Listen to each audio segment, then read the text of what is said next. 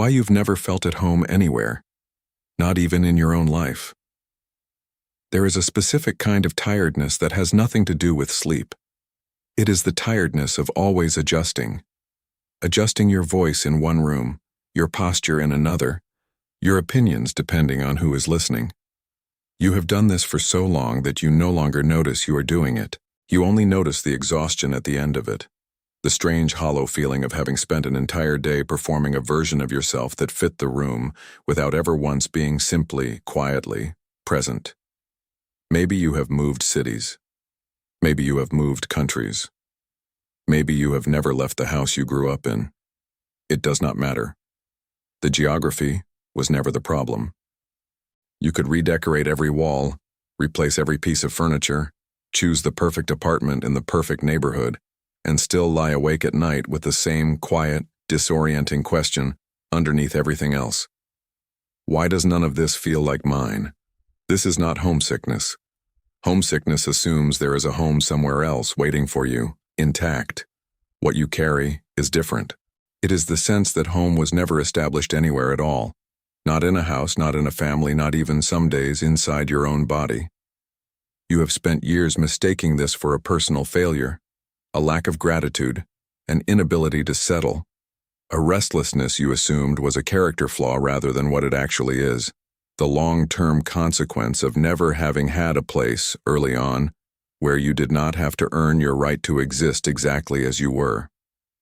Somewhere along the way, belonging became conditional.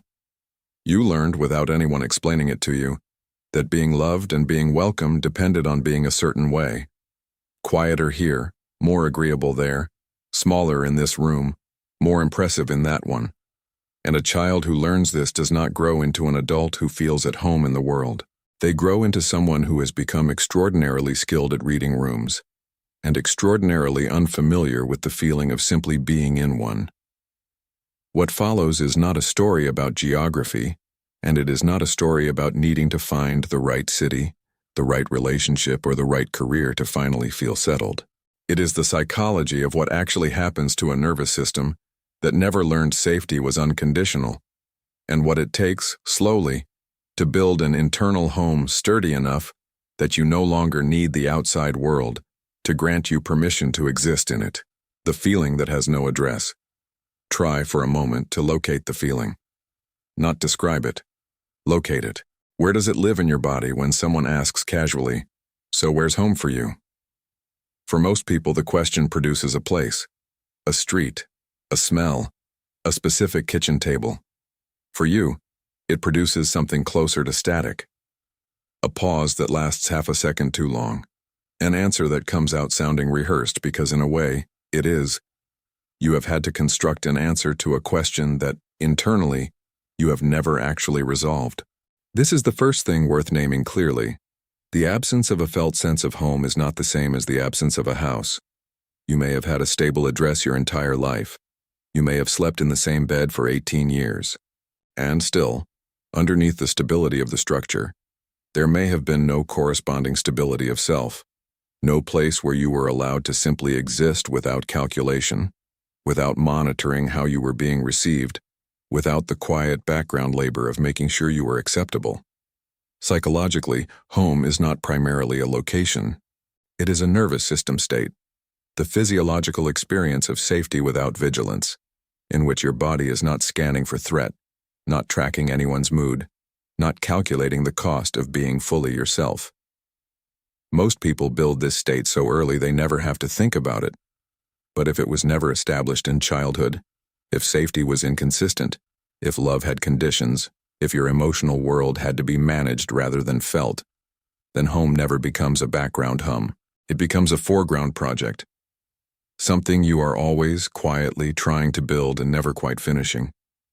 This is why you can walk into a beautifully designed apartment that is entirely your own, filled with objects you chose and love, and still feel like a guest in it. The rooms are not the problem. The problem is that feeling at home was never encoded as a possibility in the first place. Not as a place you arrive at, but as a state you were never taught your nervous system was allowed to enter.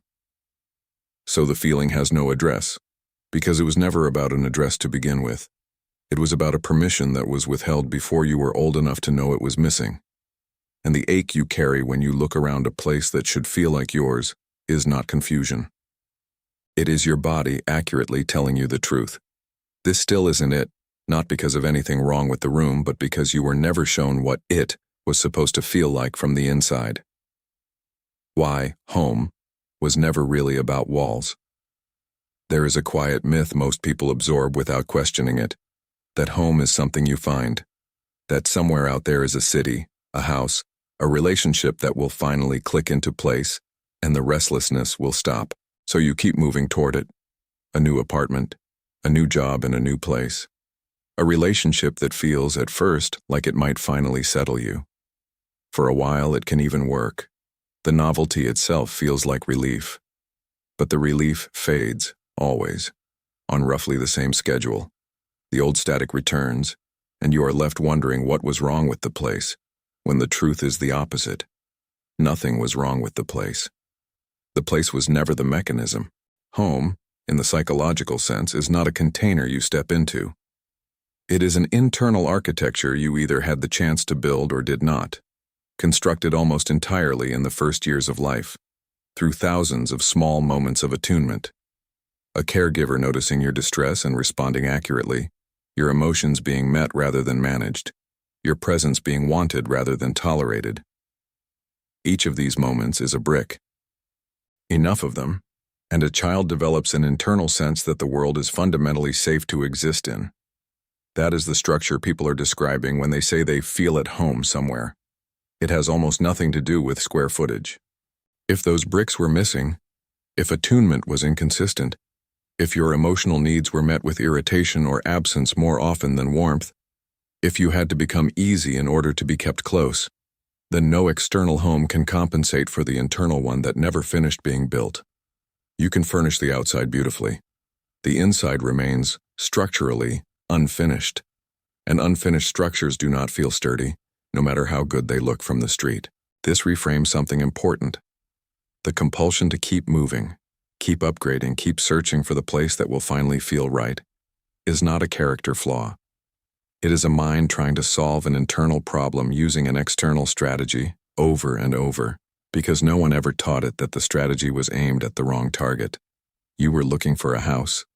What you actually needed was never built inside you in the first place, and it can still be built now, just not by moving one more time.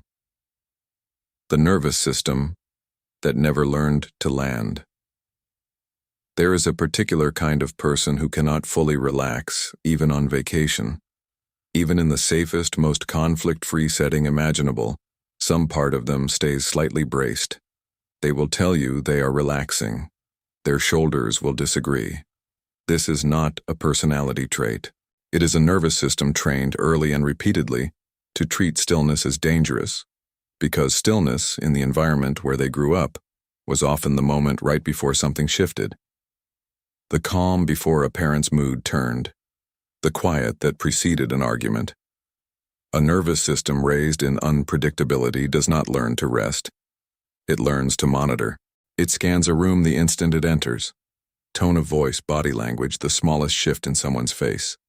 Because that scanning, at some point, was a survival skill.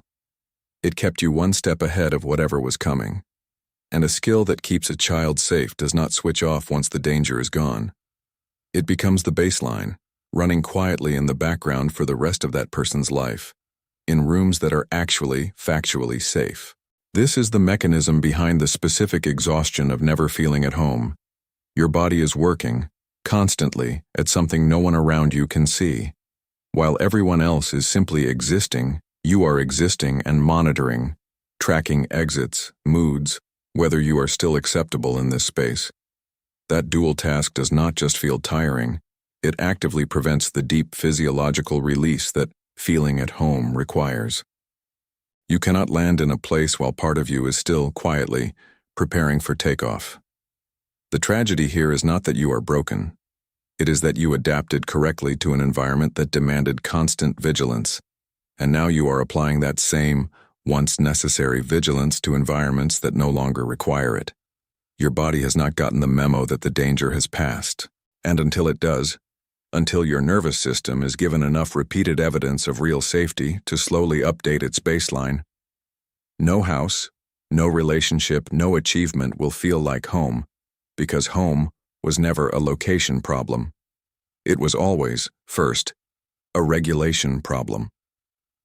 When belonging was conditional from the start.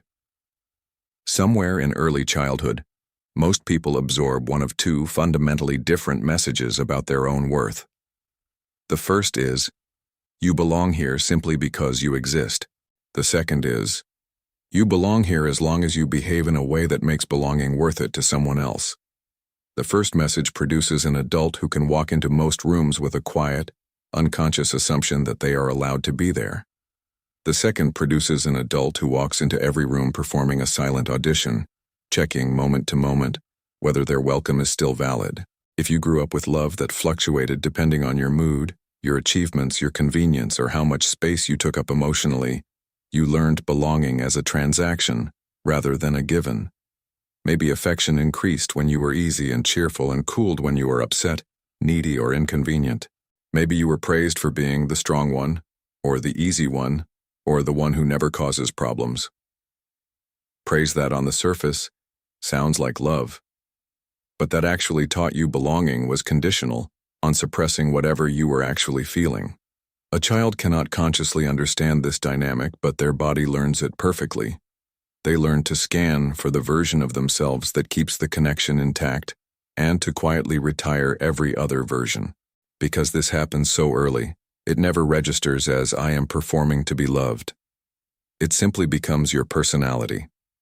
You become naturally easygoing, naturally attuned to what others need, traits that look like emotional maturity, but were built as a survival strategy in a household where unconditional belonging was never guaranteed. The adult version of this pattern is precisely the sensation of never feeling at home. If belonging was always conditional growing up, why would it become unconditional now in a new city, a new job, a new relationship? Your system carries the old contract into every new room. Stay useful, stay easy, stay acceptable, and the welcome will hold. Which means you are never actually resting inside your relationships or your spaces. You are maintaining them, the same way you learned to maintain your place in your original home. And maintenance, no matter how skillfully performed, has never once in the history of anyone's nervous system produced the feeling of being home, which raises the question of what exactly you have been maintaining all these years, and what it has been hiding. The mask you built to survive rooms that weren't yours.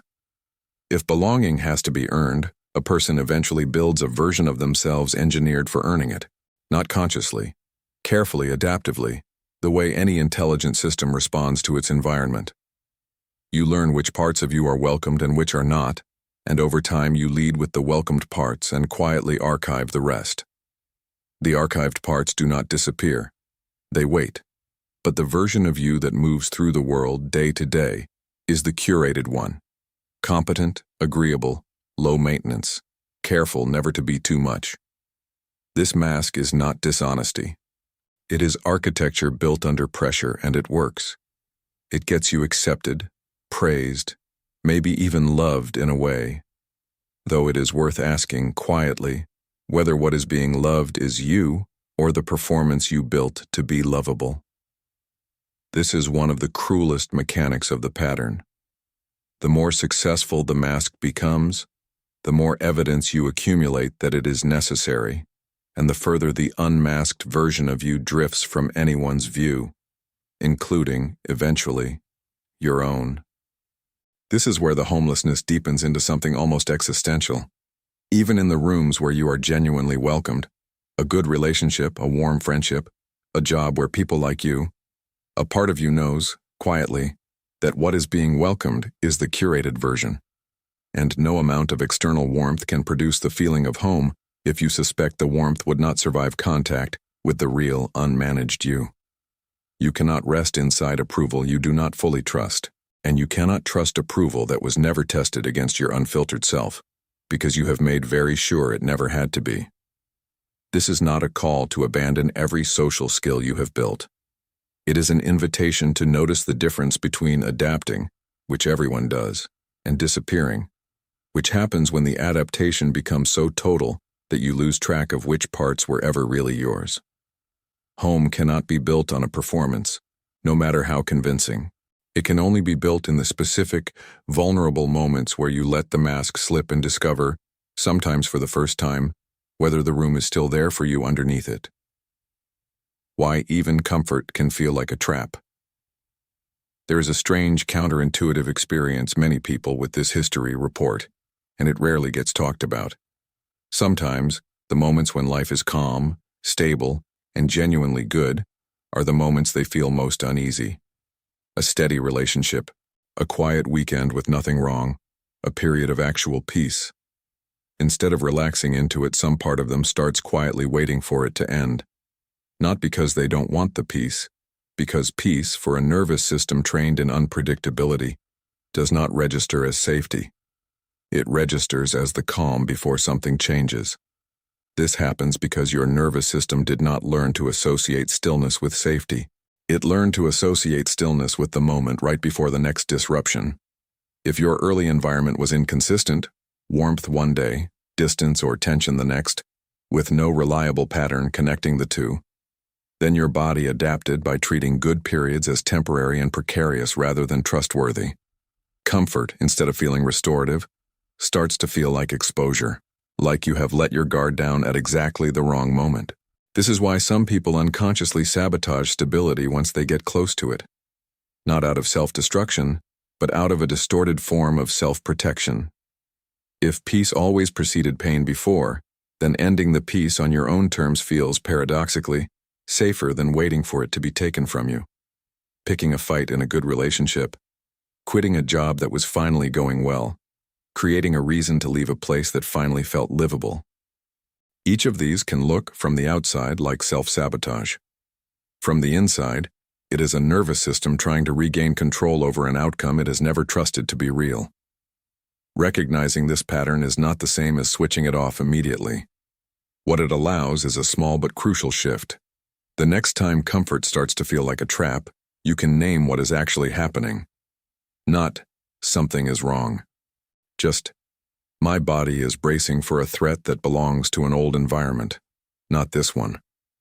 That act of naming, done consistently, over time, is one of the primary ways a nervous system slowly learns that stillness is allowed to simply be stillness. But before stillness can feel safe, something older usually has to be faced first. The thing the busyness was protecting you from feeling. The grief of never having a place to return to. Most people carry somewhere in their mind a mental image they can return to when the world feels overwhelming. A childhood room, a particular smell, the sound of a screen door. It functions like an anchor, proof that somewhere, once they were fully safe and fully themselves. If you search for that image and come up empty, or find only a version laced with tension, watchfulness, or the memory of managing someone else's mood, there is a grief in that discovery that deserves to be named honestly, rather than minimized. It is a strange, disenfranchised kind of grief because it is not grief for something that was lost.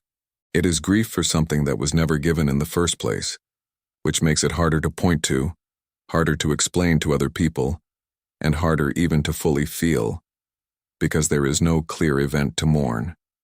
You cannot grieve a funeral for a home that never existed. You can only slowly notice its absence again and again, in the small moments when you realize you have nowhere internal to return to when things get hard. No place, real or remembered, where you know you would simply be received. This grief often gets buried under more socially acceptable narratives. I'm just independent. I don't really need that kind of closeness. These narratives are not lies exactly. They are adaptations, built to make an unbearable absence feel like a chosen trait rather than an unmet need. But underneath the independence, there is often a quieter, younger part of you that still wishes, even now, that somewhere existed where you could simply arrive and exhale. Naming this grief is not indulgent, and it is not the same as staying stuck in it. It is the necessary first step toward building, deliberately and as an adult, what was never built for you as a child. You cannot construct an internal home on top of a foundation you refuse to acknowledge is missing. The grief is not the obstacle to healing. It is, uncomfortably, the doorway into it, the moment where you stop performing resilience long enough to feel the actual weight of what you have been carrying alone. How hypervigilance replaces rootedness. Rootedness and hypervigilance cannot occupy the same nervous system at the same time. They are physiologically opposites. Rootedness requires your system to believe, at a bodily level, that the present moment does not require monitoring. Hypervigilance is precisely the opposite, a portion of attention permanently allocated to scanning for danger. And if you grew up where staying alert kept you safer, your system will keep that allocation running indefinitely, long after the original threat has disappeared, because it has no internal instruction telling it the job is finished. People with this history often describe themselves almost proudly as highly perceptive, always aware of the room, quick to notice when something is off before anyone else does. These are real skills, but it is worth asking what they cost. A mind always scanning for subtle threat has less attention available for the quiet, undramatic experience of simply being present, the taste of your food, the actual content of a conversation rather than its subtext, the sensation of your own body at rest. Rootedness lives in that undramatic present tense noticing. Hypervigilance, by design, pulls you out of it. Over years, this creates a strange kind of homelessness, even within your own life. You can be sitting in your own living room, surrounded by people who love you, and still be only partially present, because a portion of your attention is doing the old job, reading tone, tracking mood shifts, pre-calculating responses to problems that have not happened. This is not a failure of gratitude or presence. It is a nervous system running a program it was never told to stop running, in an environment where the program is no longer necessary, but the shutdown command was never issued. The path toward rootedness is not about forcing yourself to relax, which rarely works and often backfires. It is about giving your nervous system enough small, repeated, undeniable pieces of evidence that this room, this relationship, this moment, does not require the old vigilance, until slowly, the allocation of attention shifts, and some of what used to go towards scanning becomes available, for what may be the first time in your life, for simply being where you already are. Unless, of course, your mind has already decided the problem is this place, and that somewhere else would finally feel different. The myth of somewhere else will feel right. There is a particular fantasy that people who have never felt at home tend to return to again and again in different forms. The idea that the right place simply has not been found yet. That once you move to the right city, land the right job, meet the right partner, the internal static will finally quiet down. This fantasy is seductive precisely because it locates the problem outside of you, which is far less painful than locating it inside, and because occasionally, a new place really does bring temporary relief, which feels like proof the theory was correct. But look closely at that relief, and a pattern usually emerges. It arrives with novelty, and it fades on roughly the same timeline every time. A few weeks, a few months, regardless of how good the new circumstances are. Novelty temporarily interrupts the old vigilance, because your system has not yet learned the new environment well enough to apply its threat scanning habits to it. But scanning is not place-specific. It is a trained response you carry into every new room, and it reasserts itself the moment the newness wears off and the environment becomes familiar enough for the old patterns to reactivate.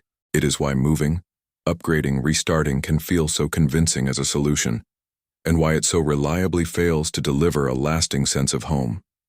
You are not solving the actual mechanism.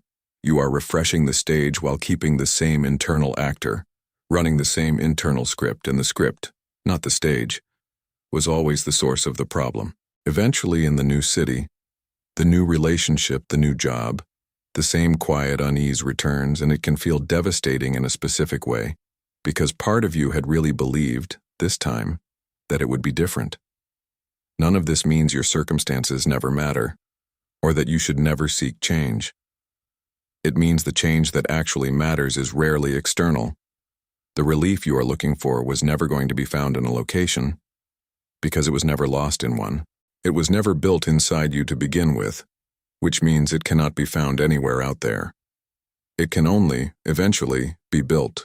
in the only location that was ever actually relevant. The internal one you carry with you into every room you will ever enter. And no room tests that internal home more brutally than the one you grew up in. Why family can be the loneliest room of all. Of all the places where this feeling shows up, none is more disorienting than the family home itself. There is a specific, quiet devastation in sitting at a table with the people who are supposed to know you best, and feeling more unseen there than almost anywhere else. It contradicts everything a family is supposed to be, which is exactly what makes it so hard to name. How do you explain that the room you are technically from does not feel like the room you belong in? This happens because families do not just raise children. They also establish, often unconsciously, roles that every member is expected to keep playing indefinitely. The responsible one. The easy one. The one who holds everyone else together. These roles may have made sense once, but they calcify. Long after you have changed, grown, become someone more whole than the role ever allowed for, the family keeps relating to the old version, because that version was easier, more predictable, more useful to the system as a whole. Walking back into that dynamic as an adult can feel like being handed an old script and being expected to perform it flawlessly, regardless of who you have actually become. And the loneliness this produces is a very particular kind. Not the loneliness of being unloved, but the loneliness of being loved in a form that no longer fits. You can feel the affection in the room and still feel invisible inside it, because what is being loved is the character you used to play, not the person underneath who has been quietly changing for years while the script stayed exactly the same. This is often the deepest layer of the homelessness you carry, because it strikes at the one place that is supposed to be exempt from earning belonging. If you cannot fully be yourself even here, some part of you concludes, then perhaps there is nowhere that condition does not apply. But this conclusion, understandable as it is not actually true. It only means the work of building an internal home has to happen independently of whether your family of origin is capable of updating the role they assigned you decades ago, a task that was theirs to do, and that you are not required to wait for. The cost of adapting to everyone except yourself. Somewhere along the way, adapting became your primary skill. You read a room before you speak in it. You adjust your tone to match whoever you are with. You anticipate what will make an interaction go smoothly, and you deliver it, often before the other person even realizes they wanted it. From the outside, this looks like emotional intelligence, and in some ways, it is, but it comes with a cost that rarely gets acknowledged. A self that has spent this many years adapting to everyone else eventually loses precise contact with what it would choose, feel, or want if no one else's reaction were part of the calculation. This is one of the quieter tragedies of the pattern. You became so skilled at reading and responding to external cues that the internal signal, your own preference, your own genuine reaction, your own yes or no, before it gets filtered through what will be acceptable, grew fainter over time from disuse. Not because it disappeared, but because attention is finite. And if all of it is directed outward, monitoring everyone else, there is very little left over for the ongoing quiet work of noticing your own internal state as it happens. This is why so many people with this history struggle, specifically, with a question that sounds simple and is not. What do you actually want? Not what would be reasonable to want. Not what would make sense given the circumstances. Just underneath all of that, what do you want? The hesitation that follows that question is not indecisiveness. It is the sound of a signal that was deprioritized for so long that it now takes real, deliberate effort to hear it clearly again. Rebuilding that signal is slow, unglamorous work. It starts small, noticing a genuine preference in a low-stakes moment and actually honoring it. Choosing the restaurant you want, not the one you predict others will approve of. Saying the true reaction instead of the diplomatic one, where the stakes are low enough to practice safely. Each of these moments is a repeated signal to yourself that your internal experience is allowed to matter, not just as an input into other people's comfort, but as something worth attending to on its own terms, which is quietly one of the essential ingredients of ever feeling at home inside your own life. What it means to be home inside a body. Before home can exist anywhere else, it has to exist somewhere specific and often overlooked, inside your own body. This is a strange idea to sit with because most people assume the body is simply where they live by default. But if you grew up needing to monitor yourself constantly, managing your expressions, suppressing your reactions, making sure your body did not betray what you were actually feeling, then your relationship to your own physical experience became itself a site of vigilance rather than safety. This shows up in small, easy-to-miss ways. Difficulty sitting still without a task. A background tension in the shoulders or jaw that never fully releases, even in sleep. A tendency to live primarily in your head, narrating and analyzing, rather than actually inhabiting physical sensation as it happens. All of these are forms of low-grade internal displacement, evidence that at some point, being fully present in your body stopped feeling safe, and your attention relocated somewhere it could exert more control. This matters enormously, because no external environment, however welcoming, can produce the feeling of home if the body receiving it is still braced. You cannot feel at home in a room while feeling like a guest inside your own skin. Practices that seem unrelated to the psychological work, slow breathing, physical grounding, noticing sensation without immediately analyzing it, are not peripheral to healing this pattern. They are central to it, because they are the direct route back into the one place home has to be established first. Coming home to your body does not happen through insight alone. It happens through repetition, small moments of noticing physical sensation rather than escaping into thought, of letting your shoulders drop instead of holding the old brace, of treating your body as a place you are allowed to occupy rather than a project you are managing. Slowly, this is how the outermost form of homelessness begins to resolve. Not by finding the right address, but by finally, carefully, moving back into the one dwelling you have had all along. The quiet rebellion of choosing yourself as home. At some point, if this pattern is going to shift, a quiet decision has to be made.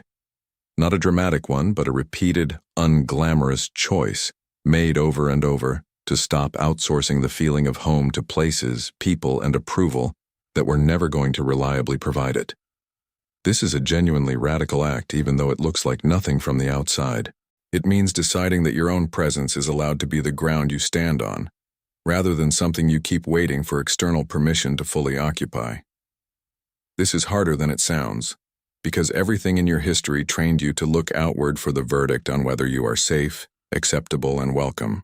Choosing yourself as home means interrupting that lifelong habit, again and again in moments that will feel unfamiliar and occasionally wrong, because anything that departs from a deeply grooved pattern registers, at first, as danger, even when it is progress. Knowing this in advance keeps the discomfort of change from being mistaken for evidence that the change is a mistake. In practice, this rebellion is made of small moments. Staying present with an uncomfortable feeling instead of performing your way out of it. Letting someone see a less curated version of you and tolerating the anxiety that follows. Noticing the old scan-the-room instinct activate in a safe space and choosing not to obey it. None of these feel like much individually. Collectively, they are the actual mechanism by which an internal home gets built, not through a single insight, but through thousands of small refusals to keep abandoning yourself for the sake of belonging somewhere conditionally. This is not a solitary process, and it does not mean you no longer need other people, connection, or genuinely safe relationships. It means those things stop being the entire foundation and start being what gets to exist on top of a foundation you are now building yourself. You are not learning to need nothing. You are learning that you can be the one constant, safe presence in your own life. The one room that does not depend on anyone else's mood, schedule, or approval to remain standing. Learning to stay when nothing is chasing you away.